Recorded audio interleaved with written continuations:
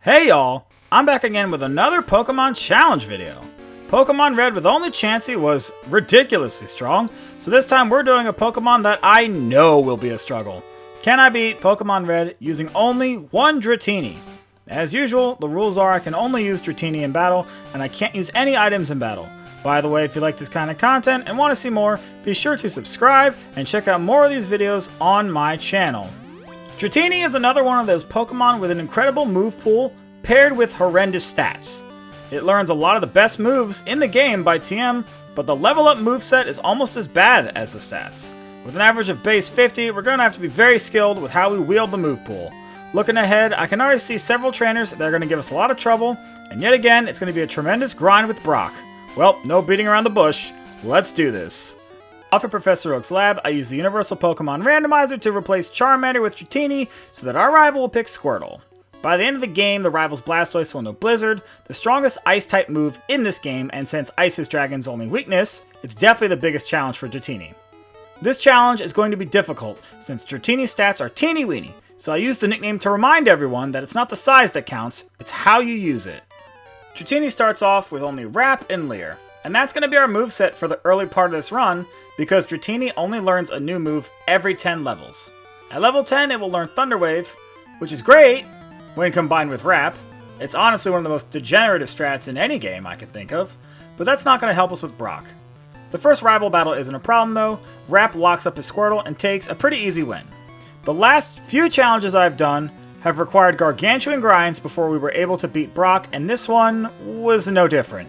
Even at level 20, Dratini still only has Wrap as its attacking move, which does next to no damage because of its low base power and Dratini's awful attack. Dratini couldn't even take out the Geodude until level 15, but even then, Onix demolished it.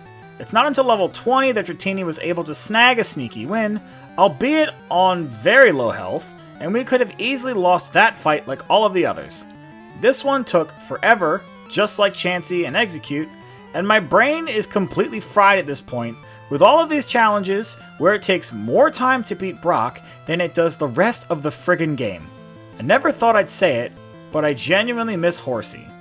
Well, you know what they say, one man's pain is another person's pleasure, so I guess that's what we're doing here. I get to Cerulean City and take on Bubs once again, and this one's actually a little tough. You can see that even with Thunder Wave and Wrap, we only have 9 HP left by the time we knock out his first Pokemon, the Pidgeotto. Abra can't attack though, so it's a free opportunity to use 3 Agility. Not only for speed, but also for the badge boost to our attack stat.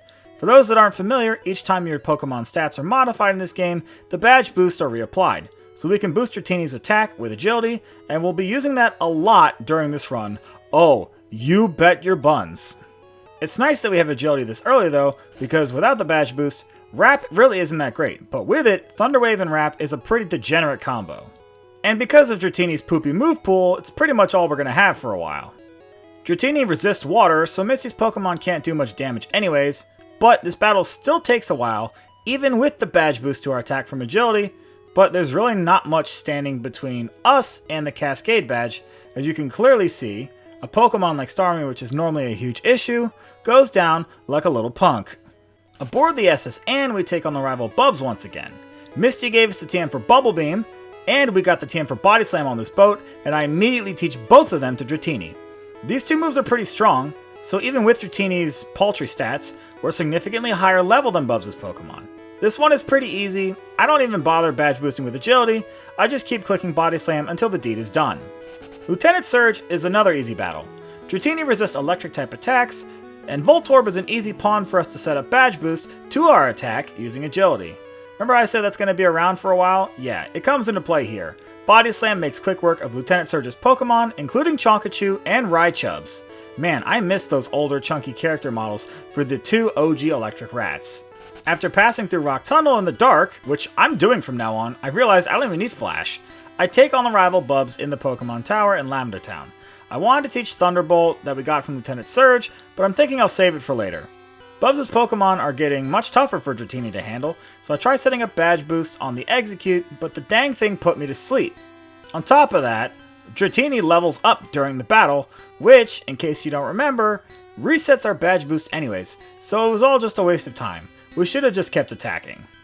Before taking on the Grass Gym Leader Erica, I wanted to get a few more levels, so I quickly go and take on Giovanni in the Rocket Game Corner hideout. I got the TM for Ice Beam from Celadon City, which makes quick work of his rock types.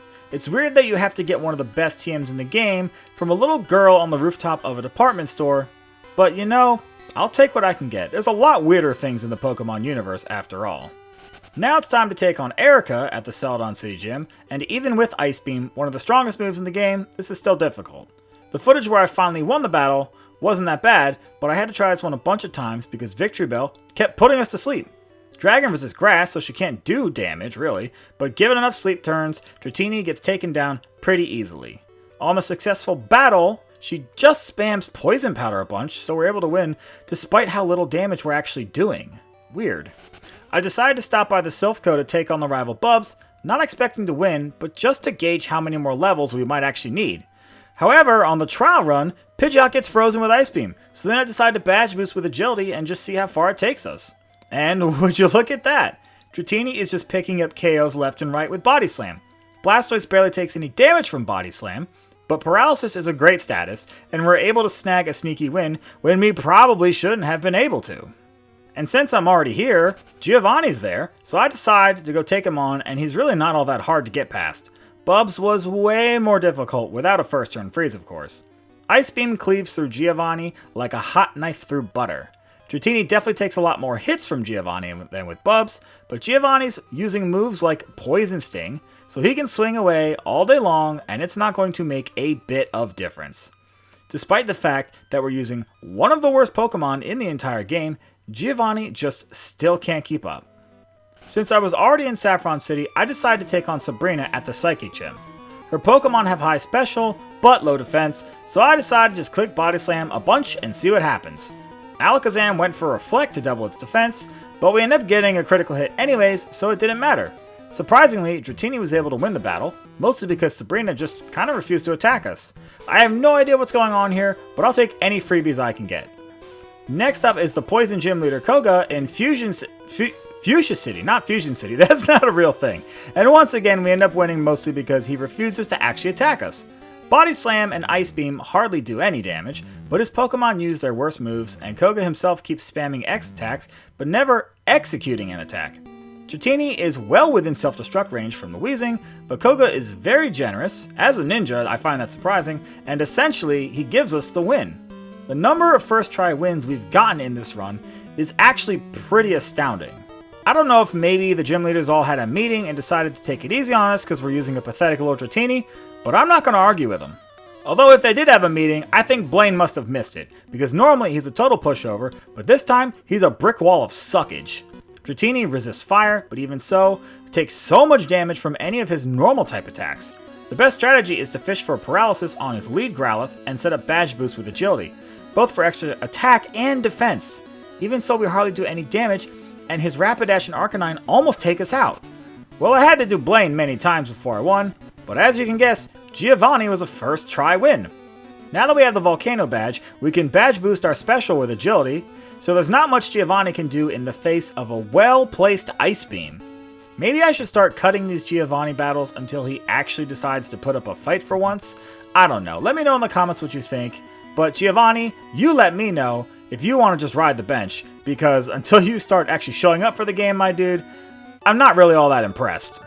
I am worried about the rival Bubs, so not expecting to win once again, I just go test the waters and see how much more leveling we'll need. But yet again, Dratini manages to snag a sneaky win, and I'll take what I can get. Agility helps with Badge Boost, but we end up leveling up during the battle, which resets our Badge Boost anyways. Alakazam goes for Reflect and then survives 2 Body Slams, but Bubs uses a potion? A potion, and never actually attacks us. Blastoise is his last Pokemon, and it actually decides to fight. Bite does huge damage, but we paralyze it multiple times. When it finally does get a chance to attack us, and instead of knocking us out with Bite, it goes for Skull Bash, so we win again. When we get to the Elite Four, Dratini's at level 50. However, there's just no way we're going to beat Lorelei at this level, let alone the rest of the Elite Four. Dragon's only real weakness in this game is Ice, and all of her Pokemon besides Slowbro have Ice-type moves. You can see that even with a single Badge Boost, Dugong's Aurora Beam almost knocks out Dratini in one hit. so I had to try this one many times, and it's not until level 64 that we're able to win. The strategy is, try knock out Dugong and Cloyster as quickly as possible with Thunderbolt, and have enough HP that by the time you get to Slowbro, you can survive Water Guns long enough to use Mimic to copy Amnesia. With Amnesia, we can boost our special to its highest stat, and then Thunderbolt is easily able to clean out the rest of her Pokemon. Without Badge Boost and without Mimic to copy Amnesia, I don't even want to know how much more grinding we would have had to do with Dratini in order to win that battle. It's seriously ridiculous. Between battles, I replaced Mimic with Blizzard. I had to get rid of Ice Beam for Thunderbolt, and Mimic was only necessary to copy Amnesia for Lorelei. Agility will give us enough badge boost, so I need an Ice move to hit the 2 Onyx that Bruno has. I also used a rare candy to reset our experience, so we don't level up during the battle, which, I'll remind you, removes our badge boost. On the whole, Bruno's pretty easy. All of his Pokemon besides Machamp go down in a single hit, because their special stats are all so bad. Machamp actually survives, and even though it's a 3-hit KO, it uses Submission, while not doing much damage, does just enough recoil to make Thunderbolt a guaranteed 2-hit KO. Thanks, Bruno. Next up is Agatha, and she's as annoying as ever. And I tried this one a bajillion times and lost because Gengar outsped Dratini and kept putting us to sleep with Hypnosis. So I finally decided to use rare candies until Dratini is level 71, where it finally outspeeds her lead Gengar. In this battle, we're able to get up our 3 agility for speed and badge boost without being put to sleep, so we're at least able to 2-hit KO each of our Pokemon usually. And that's the key here, because without the speed advantage, this is just the worst. Her Pokemon having high special is awful, especially when the only physical attack we have is Body Slam, which doesn't affect her ghost Pokemon. Like I said before though, with Badge Boost, everything is basically at least a 2-hit KO, and Golbat goes down in 1 hit, which is good because otherwise it will use Haze, which will not only remove our speed boost, but also our badge boost. Her final Gengar survives, but it can't put us to sleep since it knows Toxic instead of Hypnosis, which is too little too late, and we're finally able to beat Agatha. After her, it's time to take on the last Elite Four member, Lance the Dragon Master, and I'm here to take that title away from him with my sneaky snack. I use a rare candy to reset our experience once again, and this battle is just a total breeze. Gyarados is doubly weak to electric, so it goes down in a single Thunderbolt. After that, Dragonair comes out, and all you gotta do is set up 3 agility. And this battle is actually the worst case scenario, because in this one, it goes for 3 Dragon Rages for 120 damage. With our badge boost now and our speed, the battle is over. Blizzard can 1-hit KO the rest of his Pokemon, and Lance is feeling like a proper fool after losing to a Dratini. Finally, it's time to take on the champion, our rival Bubs, and I'll give you one guess as to how this one ends. Before the battle, I use our last rare candy to reset our experience, and I go ahead and restore all of our PP. The plan here is just attack hard and get to the Rhydon as quickly as possible before badge boosting. But Pidgeot comes out and we get yet another first turn freeze. So there's no reason not to set up agilities here because Pidgeot will never thaw. And with 3 additional badge boosts to attack, Body Slam OHKOs the Alakazam. Rhydon goes down in a single Blizzard, and Arcanine and Exeggutor both take 2 hits to take out, but they also whiff attacks for no damage.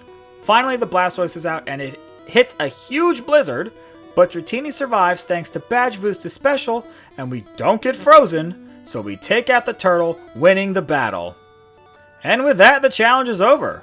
You know, Lance is famous for saying the dragon Pokemon are harder to raise, but their strength is unrivaled. And that definitely does not apply to Dratini. Well, the hard to raise part is very spot on. But its move pool lends itself to a couple of freebies along the way, like paralysis and freezing, so the lack of strength isn't the end of the world. Well, as always, I want to thank you for making it to the end of this video. These videos are a lot of fun, but also a lot of work, so I really do appreciate it. There's a playlist on my channel where you can find the rest of my Pokemon Challenge videos if you want to check those out as well. And if you like this kind of content and want to see more, subscribe and enable notifications so you'll know right away the next time one of these episodes is uploaded. And let me know in the comments what other Pokemon you want to see. I'll probably do it. Continuing with the theme of Safari Zone Pokemon I never used as a child, next up is beating Pokemon Red with only 1 Kangaskhan. If it's anything like it was in VGC, then this is going to be a very fun run. Anyways, until next time,